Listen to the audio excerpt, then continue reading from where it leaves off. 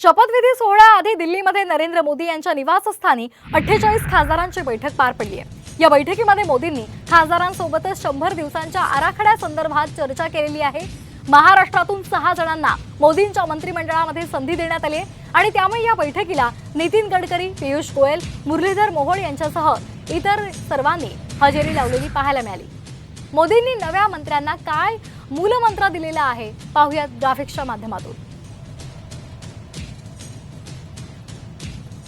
100 दिवसांचा कृती आराखडा त्यांनी सांगितलेला आहे। 5 वर्षांचा रोडमॅप सुद्धा त्यांनी तयार करा असं सांगितलेलं आहे। जुन्या योजना ताकदीने राबवा, त्याचबरोबर रखडलेली कामं तात्काळ पूर्णत्वास न्या असा मूलमंत्र मोदींनी त्या सर्व नवनिर्वाचित खासदारांना दिलेला आहे। जास्तीत जास्त लोकांपर्यंत पोहोचवण्याचा प्रयत्न करा, तसा मूलमंत्रही मोदींनी त्या खासदारांना दिलेला आहे।